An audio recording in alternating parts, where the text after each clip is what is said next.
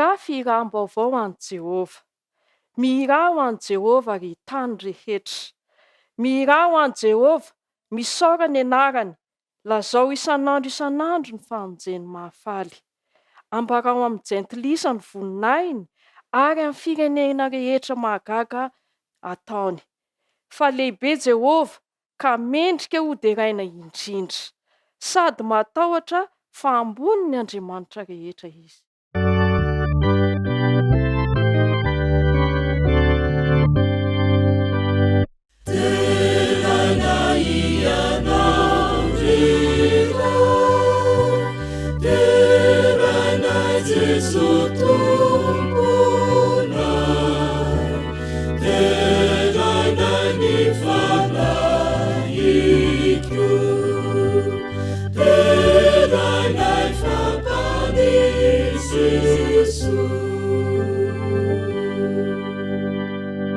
Andriamanitra rainay masina sy fandraisana an-danitro, mbola misaotra anao izay satria afaka manatanteraka izao fanompoam-pivavahana masina izao.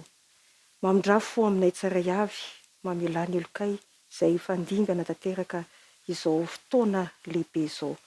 Aoka ny tsaray avy any an-tokantrano any ihany koa Andriamanitra, dia menao fifantohana ary amindranao fo ka mba azo famelombelomana amin'izao fotoana izay tanterahanay eto izao.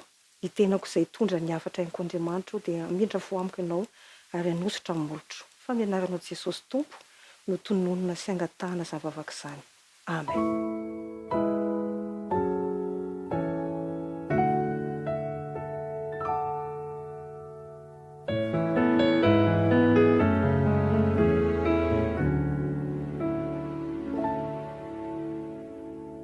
Miarabanao tratrizao sabato izao izay sabata manokana ary hanovozantsika hery avy amin'Andriamanitra. Hanamarinana ny andro maneran-tany moa ity sabata ity izay sahany ny sampana fahasalamana sy ny fahalalana onony eto amin'ny fiangonana Adventista. Koa dia mirary sabata mahafinaritra ho anao sy ny ankohonanao, ny tompony momba antsika tsirairay avy.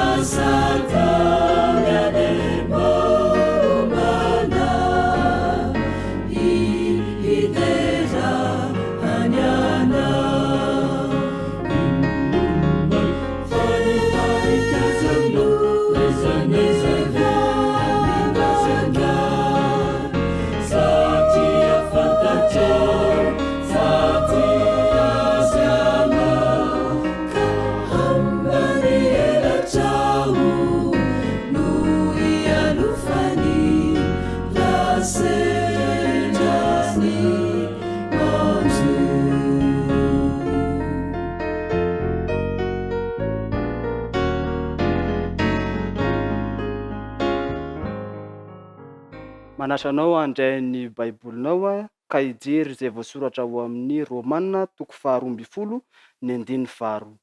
Romanina 12:12 ny 1-2. Romanina 12:12 ny 1-2 izay mivaky toy izao amin'ny anaran'i Jesosy. Aza manaraka ny fanaon'izao tontolo izao fa miova amin'ny fanavaozana ny saina hamantaranareo ny sitrapon'Andriamanitra dia izay tsara sady ankasitrana no marina. Hotahina izany tenin'Andriamanitra zany ka hahasoa antsika rehetra. Amen.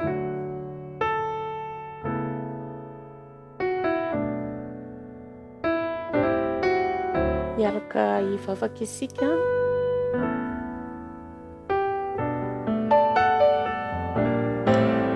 Rainay tsara indrindra ny an-danitro, misaotranao izay noho ny fitantananao sy ny fiarovanao anay.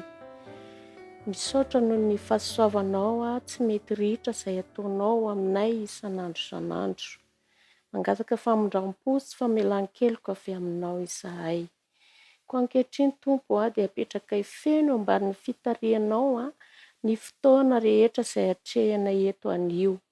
Matoky sy manantena izahay fa ny zavatra izay ho atao eto dia ho voninahitry ny anaranao. Ari mino izahay fa ianao dia omba sy hita ny tsirairay avy indrindra amin'izao vanim-potoana izay iainana izao. Matoky izay Tompo malala fa tsy afoy na hanary anay ianao ary hikarakara ny tsirairay avy isam-baravarana. Tononona sy angatahana noho ny amin'ny anaran'i Jesosy rerian'ny vavaka miaraka amin'ny famelana ny elokay tsirairay avy. Misaotra Tompo malalo. Amen.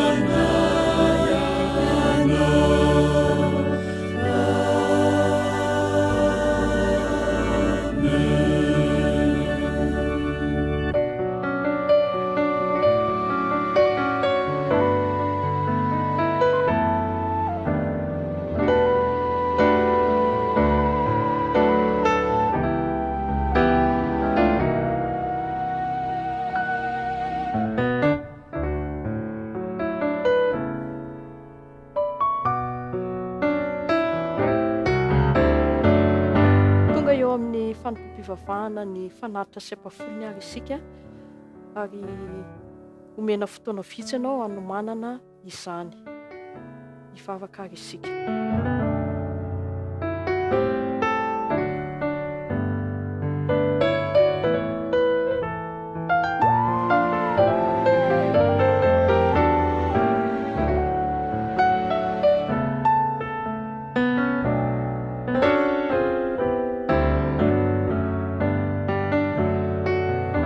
Manasantsika ary handray ny baibolintsika izay ao amin'ny Deutéronomia 7:20. Deutéronomia 7:20 andiny voalohany ka hatramin'ny fahatelo. Deutéronomia 7:20 andiny voalohany ka hatramin'ny fahatelo. Vakitsika izany amin'ny anaran'i Jesosy rehefa samy nahita isika. Raha mihaino tsara ny Jehovah Andriamanitra ianao ka mitandrina anaraka ny didiny rehetra izay andidiko anao anio, dia asandratra amin'ny Jehovah Andriamanitra ho ambony firenena rehetra amin'ny tany ianao. Ary ho tonga aminao sy ho azonao izao fitahiana rehetra izao raha mihaino ny feon'i Jehovah Andriamanitra ianao. Ho tahina ianao ao an-tanàna ary ho tahina ianao any an-tsaha. Zava-dehibe izany tenin'Andriamanitra izany ry havako malala isany. Ny fanatitra sy ny ampafolony dia toromarika nomen'Andriamanitra antsika. Tsy fantiantoka ho antsika velively ny manao izany. fa ho mpiara-miasa amin'Andriamanitra isika rehetra ary hatratra amin'ny fitoriana ny filazantsara ny fanatitra sy ampafolony izay ho tanterahantsika eo amin'ny fanatanterahana ny asan'Andriamanitra. Misy manko mieritreritra fa toa faty antoka ny manao izany, kanefa tsarovy fa fiaraha-miasa amin'Andriamanitra ny fanaovana ny ampafolony sy fanatitra. Fanaovana izany tsy mivantana fa amin'ny fotoana izay tsy ahafahanao manao izany dia iny fanatitra sy ampafolony iny no ahafahana manatanteraka ny asan'Andriamanitra. Misy toe-tsain'ny ilay vehivavy izay nandrotsaka ny fanatitra sy ny ampafolony. Izay toe-tsaina izay, ilay farantsakely izany, izay toe-tsaina fandrotsahana izay zany tsara ananantsika satria dia nankasitrahana izany, ny nananany rehetra no nomeny ary tsy nalahelo tamin'ny fanatanterahana izany izy. Ary ny fitiavan'i Kristy no manerantsika hoy Paoly tahaka an'ilay fiteny filamatra izay nataony, izay tsy fanantenan-javatra no anaovantsika izany. Ka moa ve tsy tombontsoantsika ny miara-miasa amin'Andriamanitra, koa isaorantsika Andriamanitra fa miara-miasa amintsika amin'ny alalan'izany fanatitra sy ampafolony izany. Andriamanitra anie hitahy antsika rehetra. Amen. Hivavaka ary isika. Andriamanitra, misaotra anao izay fa mbola nataonao mpiara-miasa aminao amin'ny fanatanterahana izany ampafolony sy fanatitra izany. Amin'ny alalan'izany fanatanterahana ny ampafolony sy fanatitra izany. Tompo tombotsoa manahoana moa izany? Efa te hody any an-danitra izay Andriamanitra, atao fitsapanay fa ny fanatanterahana izany dia ahatonga anay hiazakazaka koa ho mpiara-miasa aminao, hanatanteraka ny asa, ho famitana ny asa fitoriana ny filazantsara ka izay vao tonga ny farany ho ianao. Koa tahio izay rehetra ahatsapa ny halehibehan'izany asa izay napetraka ao taminay izany. Aminaran'i Jesosy ilay mpamonjy irerianina angatanay vavaka, saotra iray eo. Amen.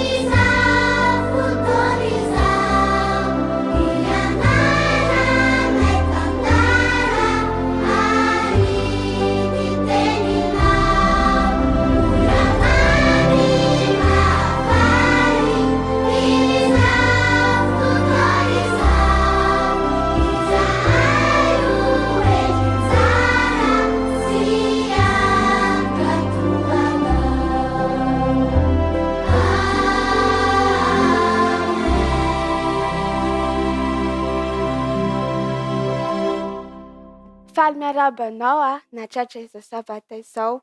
Ny tantarantsika androany dia mitondra lohateny hoe safidy tsara mahasalama. Safidy tsara mahasalama.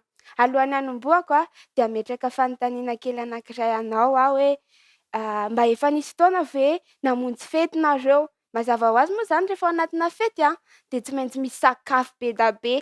Sakafo be da be eo ambony latabatra dia misy jus, dia misy mofo, dia misy be da be izay azo hohanina rehetrarehetra kanefa kosa misy ihany koa le sakafo tsy mahasalama ireny. Dia nefa ianao nona be, fantatrao ilay izy hoe tsy mahasalama dia mba inona re ny safidintsika tamin'izay fotoana izay rankizy e? Arak'ilay lohateny teo safidy tsara mahasalama. Izany safidy tsara mahasalama izany dia mankatoa an'Andriamanitra aloha voalohany indrindra. Fantarina hoe aiza ary ny tenen'Andriamanitra hoe azo hohanina dia aiza ny teneny hoe tsy azo hohanina. Dia raha fantatrao ilay izy dia manaraka izay tenen'Andriamanitra ianao dia mahavita mantanteraka ilay safidy tsara mahasalama. Ty tantara ity dia tantaran'i Daniel.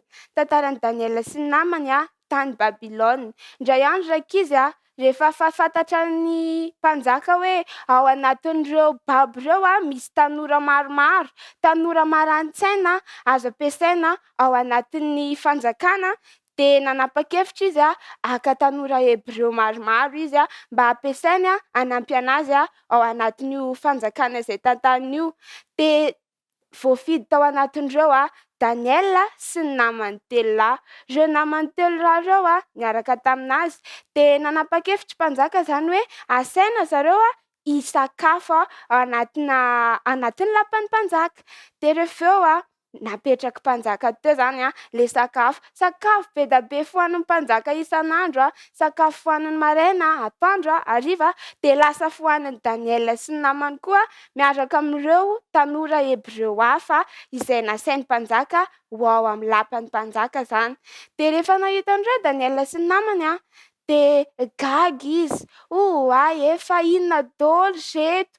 Dia nieritreritry izy hoe inona ary ohatran'ny tsotra izao ilay zavatra nampianarin'i dada sy neny, ohatran'ny tsotra izao ilay nitenenin'Andriamanitra anay hoe azo hohanina sy tsy azo hohanina fa ka ilay sakafo tsy mahasalama ilay izy.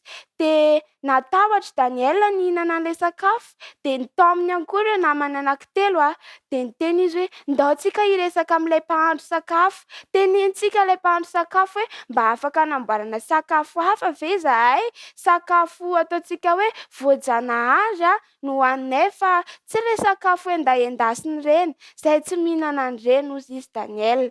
Dia natahotra aloha ilay mpahandro dia niteny izy hoe alao mbola hiresaka amin'ny ilay tena lehibe ato amin'ny lakozia tsika dia raha manaiky izy dia mahazo misakafo izay tianareo nareo.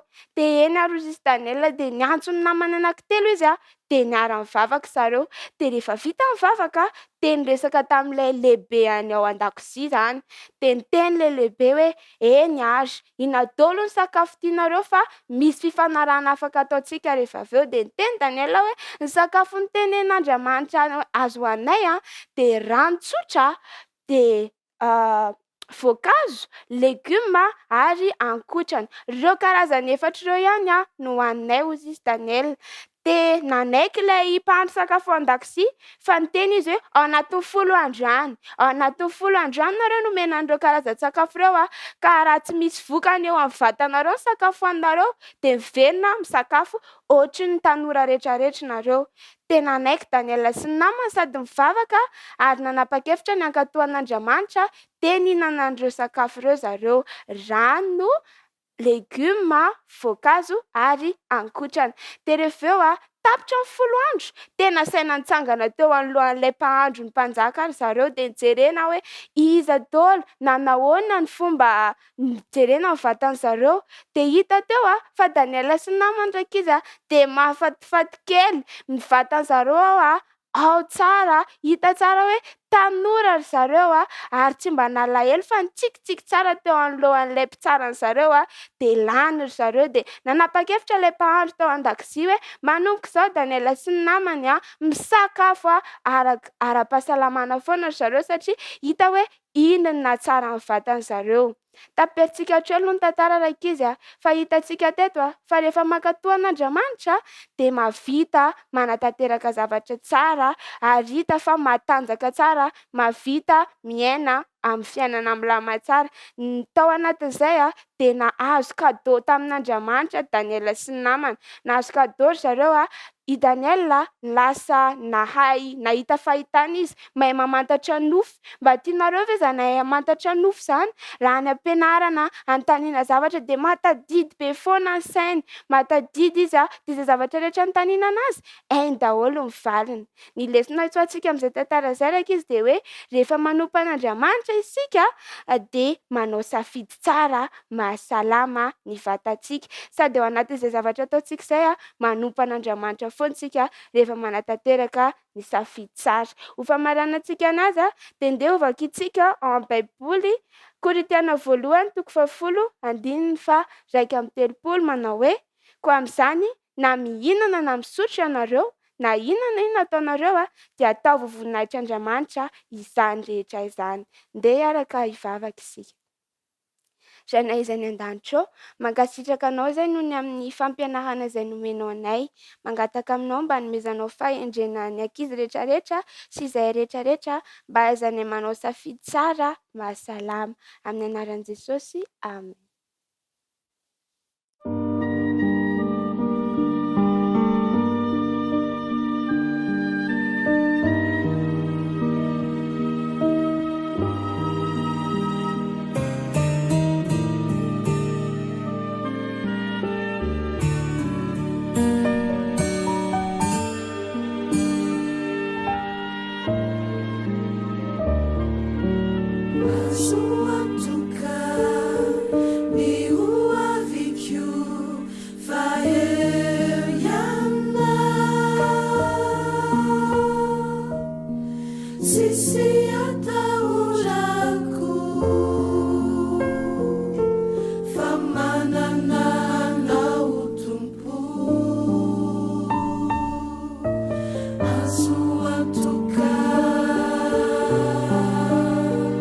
Ni fiai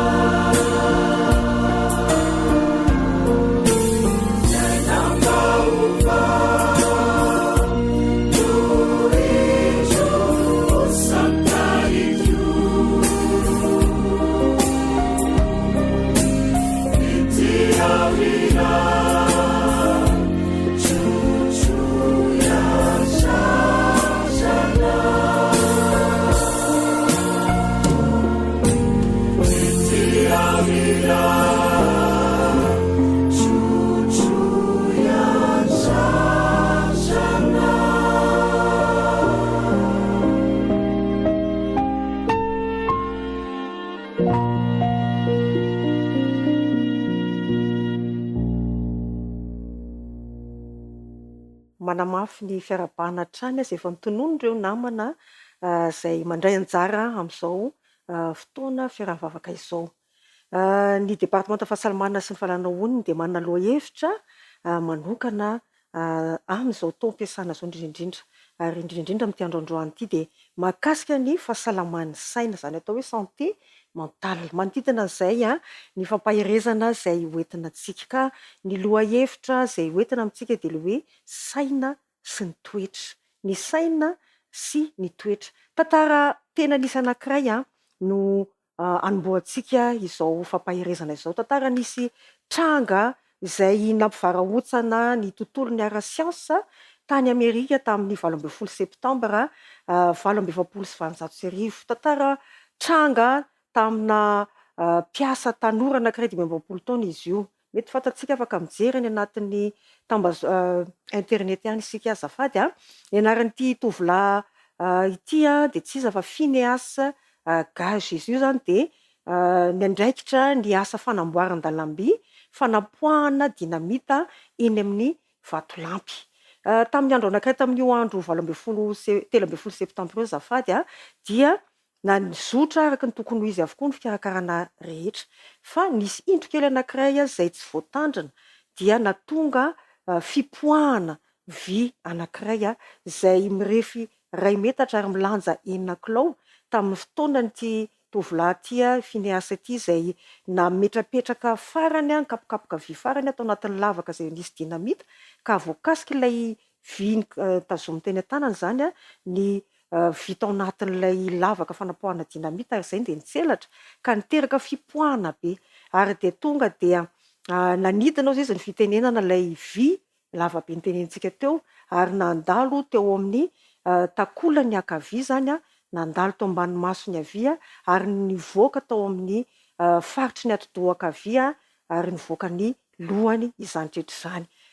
Ny zavatra nahavariana nefa raha mafy dia mafy tsy atao hoe fipoahan-javatra izay miendrika ohatrana misila mihitsy ny tanjak'ilay fipoahana tsina an'ilay dinamita atao anatin'ilay vatolampy izay nanamboarana lalan'ny fiaran-dalamby dia tsy nafaty an'ity tovolahy ty izany fa mbola afaka niasa izy afaka niverina tamin'loany ny herim-batany ary tahakany hoe mbola nahay ireo asa zay nampanaovina anazy izy ny resaka tsara nanao zay zavatra tokony atao izy ary nafitadidinana dia mbola hoe azo lazaina hoe malady kanefa dia novidiana lafo tokoa nefany io fahavoazana lehibe zay nahazo anazy io voarakitra nalaza tokoa zany fahavoazana zany ary mbola voarakitra tsoratra any anatin'ny internet averina ihany raha te hijeritsika dia afaka mijery ny tantaran'ity Phineas ity ka talohany loza ity Phineas ity dia teo amin'ny tokantrano izy dia vady Mateo ity tena fiangonana izy dia olona tena olona mpanompon'Andriamanitra izy dia olona finoana olona nanana fiantrana olona nanana fahalorantena betsaka ary tsy mampino mihitsy fa taty aoriana vokatry ny fahavoazana io dia niniova tsikelikely ny toetrany na ny fomba fiasany tao amin'ny orinasa nisy anazy io ary le atao hoe Rutland and Burlington Railroad dia nanana boky volamena zay nandraketana ny toetrany sy ny fahombiazan'ity Phineas ity.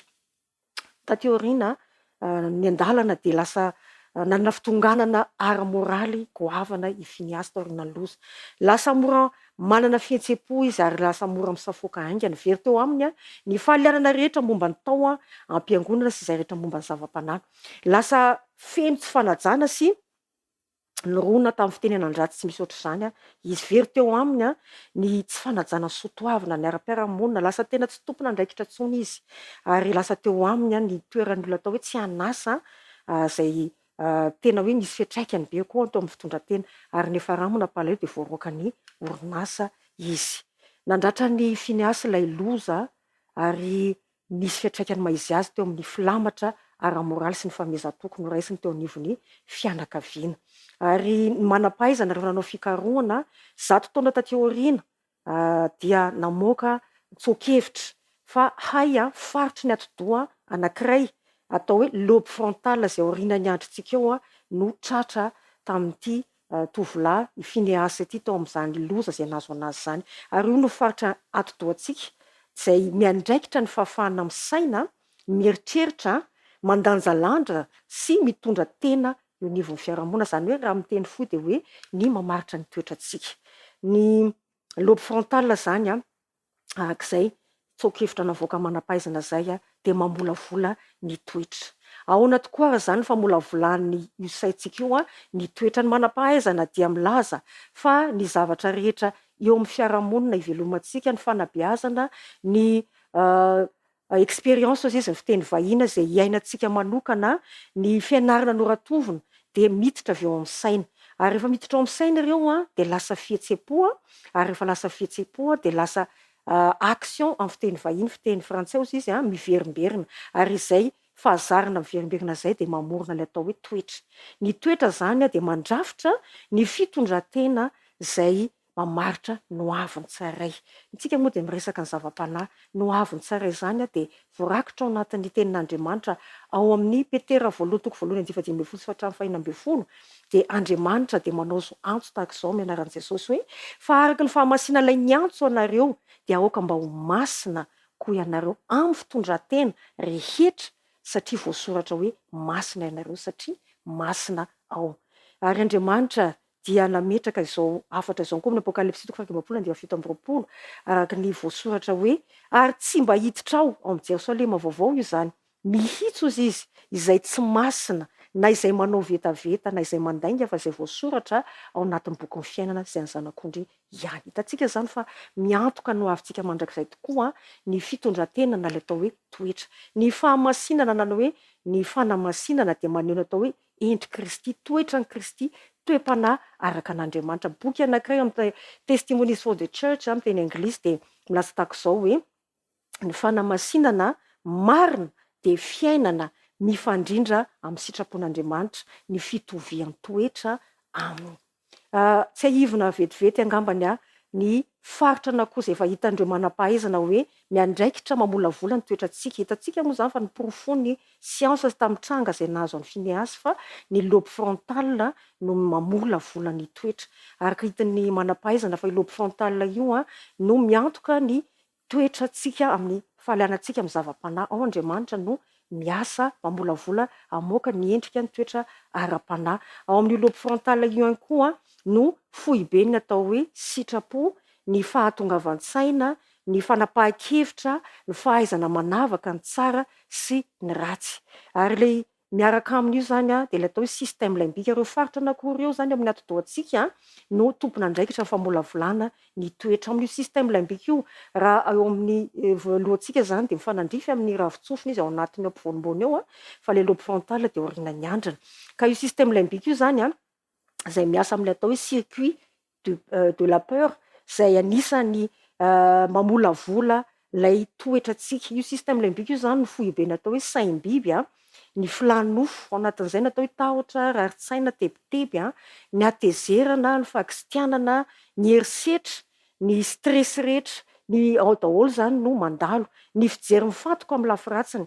Ao ihany koa misy ny atao hoe foibe ny atao hoe fafinaretana, miasa amin'ny alalan'ny atao hoe circuit de la récompense. Ao anatin'io fafinaretana io ilay misy ilay faniriana koa hijangajanga. Ka ny tompona andraikitra amin'ny fafinaretana, fahazahoantsika fafinaretana io dia misy ilay atao hoe retsika dopamine, fahatsapana amin'ilay finaritra izany. Ka ho hazavaina vetivetika fotsiny ny atao hoe circuit de la peur anatin'ilay système limbika, dia io moa zany tsy inona fa fomba fiasan'ny saina manoloana ny tahotra, ny tebiteby, ny rarin-tsaina, herisetra, ary raha be loatra izy io dia manakorotana mandemy ilay lobe frontal izay fafana tonga ara-panahy, moka ny toetra ara-panahy, fafana mandanjalanja, manavaka ny tsara sy ny ratsy. Circuit de la peur io zany dia amin'ny alalan'io ireo stress be be izay mianjady amin'ny fiainantsika no mandalo. Dia ireo hery miasa mangina be be izay misy eo amin'ny fiainantsika, tahaka ny ohatra hoe fijerevantsika film mampatahotra, dia amin'ny alalan'io circuit de la peur io zany no miasa. Ny jeu vidéo mampatahotra, ny rarin-tsaina, tebiteby, vokatry ny olana maro samihafa, ny adi-piainana, ny stress maro samihafa, ny herisetra moa zany voatona teo, ny tsy fahalalana onona eo amin'ny asa. Ao amin'ny circuit de la peur io daholo zany mandalo anatin'ilay atao hoe système limbika. Ka rehefa miverimberina matetika zany ireo zavatra rehetrarehetra eo amin'ny fiainantsika dia mampalemy ilay lobe frontal, ilay fahaizana mandanjalanja, ilay fahaizana manavaka ny tsara sy ny ratsy, ilay fahaizana mahafantatra ny atao hoe zavatra masina, ny fitiavana, ny zava-panahy. Ny vokatry ny fahalemen'ny lobe frontal rehefa ohatra be loatra ny ireo zavatra be ampandalovitsika amin'ilay circuit de la peur amin'ilay système limbika, dia lasa simba ny fiasan'ny lobe frontal. Tsy mahay mandanjalanja intsony ny olona anankiray, tsy mahay miatrika toe-javatra sarotra intsony ny saina.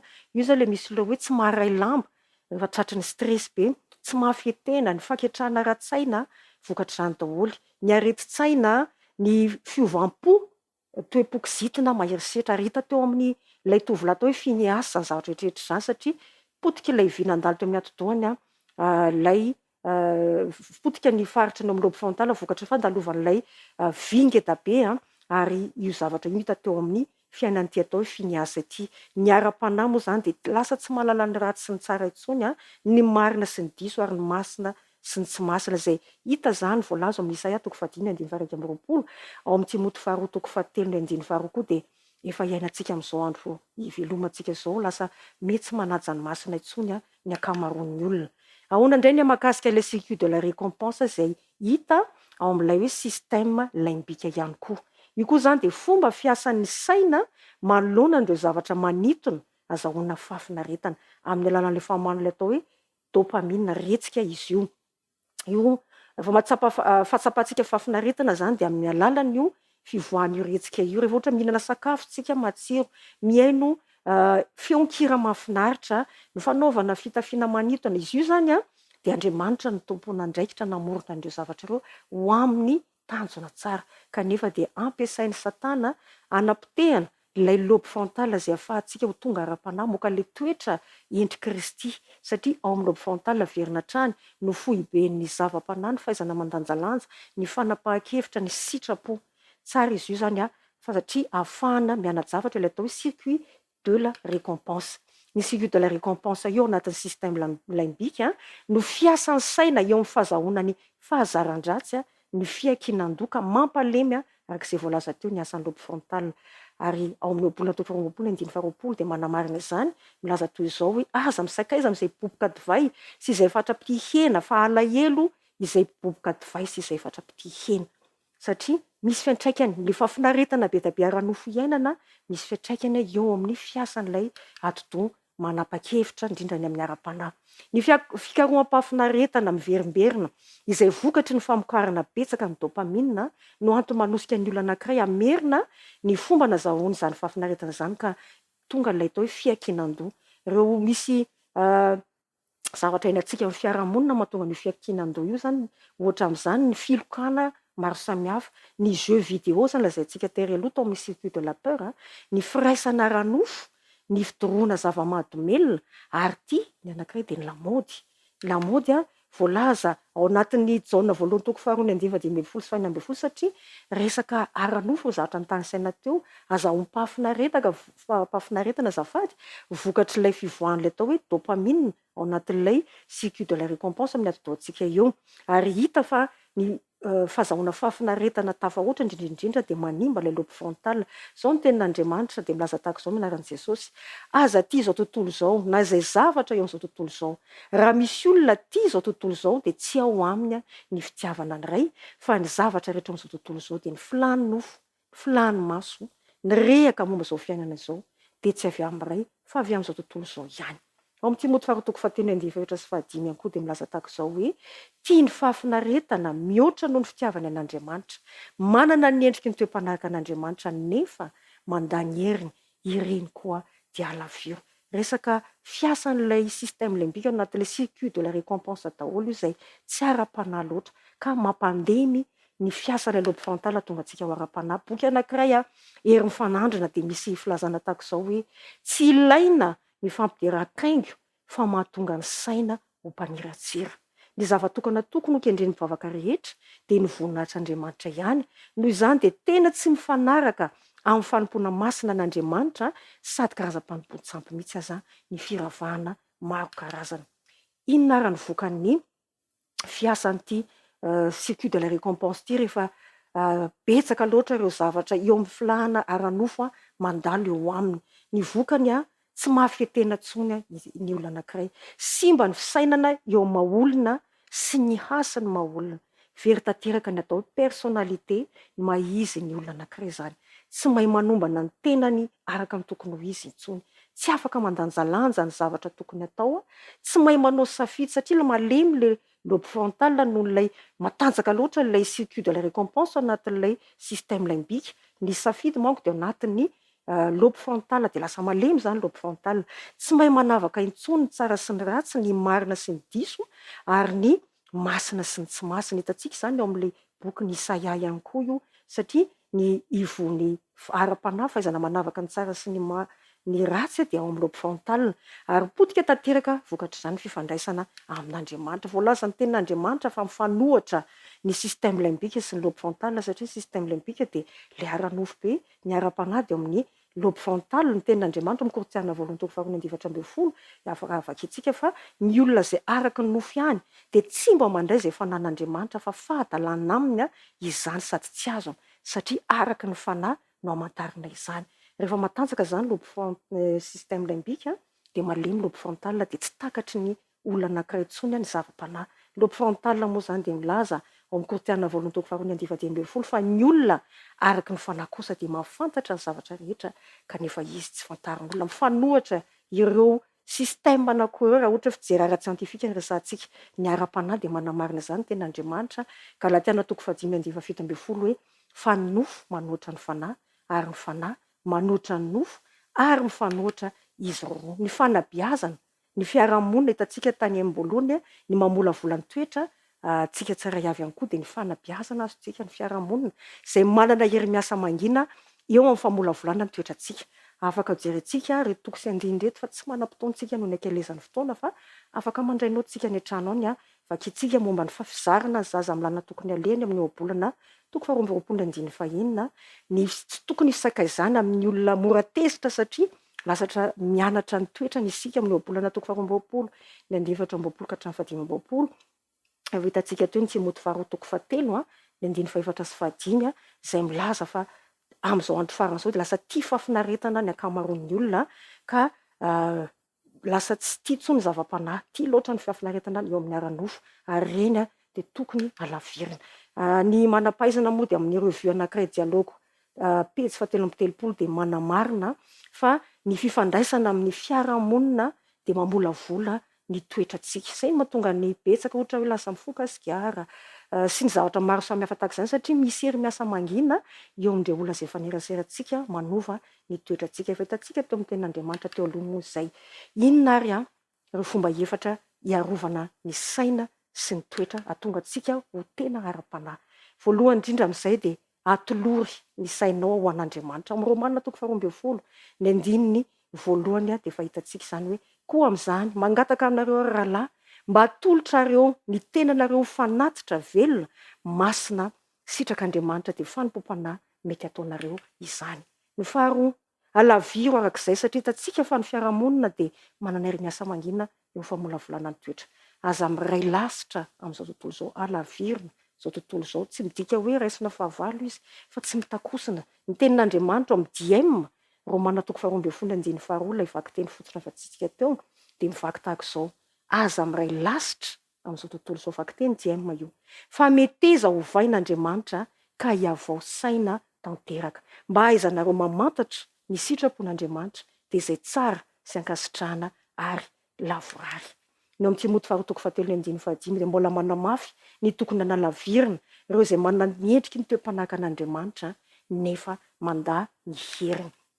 Okanao fiangana vaovao eo amin'ny fitantanam-piainana, anisan'izany voalaza manam-pahaizana fa ny amolavolana ny toetra tsara ihany koa ialana amin'ireo hery ratsy miasa mangina avy amin'ny fiarahamonina dia ny fihinanana sakafo ara-pahasalamana mifototra amin'ny zava-maniry, ny fampiasam-batana, ny ditongotra, ny fisefoana lalina, ny fanaovana vaky teny. Io zany voalaza manam-pahaizana io méditation dia ny fisaintsainana lalina amin'ny alalany vaky teny ihany koa. Ny antsika moa zany ny ara-panahy indrindra dia ny tantaran'i Jesosy Kristy. Ireo zany no anatanjaka ilay lobe frontale tonga antsika ho ara-panahy. Petera 1:7 dia milaza tahaka izao hoe ampy izay ny andro lasa ho nanaovana ny fanaony jentilisa tamin'ny andehanana tamin'ny fijejojejoana sy ny fanirian-dratsy sy ny fimamoana sy ny filalaovan-dratsy sy ny sotrotoka ary ny fanompo-tsampy izay fady indrindra. Ny fahaefatra farany atanjao ny saina ary miambena. Ny Petera 1:5-5 dia milaza hoe mahonona tena miambena fa ny devoly fahavalinareo mandehandeha tahaka ny liona mierona mitady izay arapany. Ity mahafinaritra ity vaky teny anankiray amin'ny boky kristiana anankiray pamphlet ity amin'ny teny anglisy izy io. Ny méditation moa zany ny tena araka ny voalaza teo, voalazan'ny siantifika ny manam-pahaizana no anatanjaka io lobe frontale io toetra ara-panahy moa tadiavintsika. Ka mahafinaritra be ity andalan-teny ity. Ny fibanjinana ilay fitiavana lalina tsy arefesina nasion an'ilay mpamonjy dia meno sy hisitona ny saina, hikasika sy ampitsonika ny fanahy, hanadio sy ampiakatra ny fitiavana ary hanova tanteraka ny toetra manontolo. Ny fibanjinana ny tantaran'i Jesosy Kalvari, Getsemani, hikasika ny fotsika ary ifo ilay tena fitiavana marina izay hanova ny toetrantsika, hanovantsika ho tena anahaka ny endrika Jesosy. Eto am-pamaranana dia tiako ampaherantsika ity andalan-teny ity ao amin'ny Isaia 7:30 vakiantsika amin'ny anaran'i Jesosy. Fa izay miandry any Jehova dia mandroso hery kosa, elatra no iakarany tahaka ny voromahery, hiazakazaka izy nefa tsy ho sasatra, handeha izy nefa tsy ho reraka. Andriamanitra ny ampaherantsika tsirairay avy ary ampitoetra sy hanazava ny saintsika amin'ireny taritarana izay nomeny antsika teo ireny. Amen.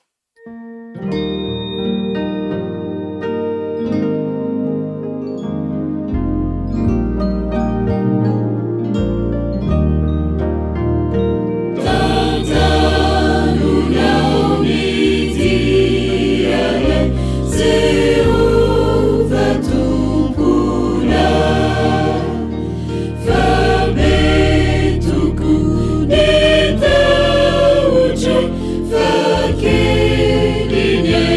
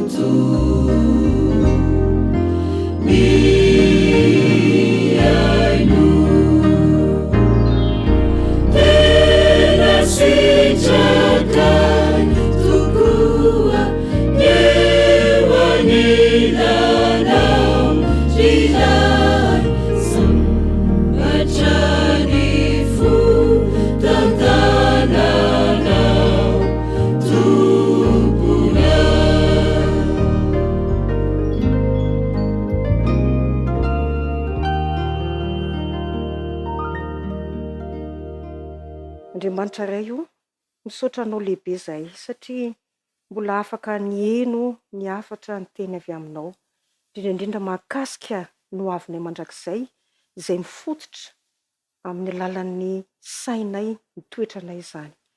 Ianao Andriamanitra tompony fahendrena amin'ny fahalalana rehetra ny ampitoetra ireny afatra rehetra ao anatinay, andresy lahatra anay ary anafieranay hoentinay manohatra ireo fampakampana maro samihafa izay alefan'ny Satana eo amin'ny fiainanay andavanandro ka hahatonga ilay sainay tsy hatakatra ny zava-panahy, tsy ho tia ny zava-panahy. Mbola betsaka ireo zavatra mamatotra anay, mahafinaritra anay maha-olombelona anay. Ampio izay Andriamanitra mba handresy ireny tsara avy, ampitomboy ato anatinay ny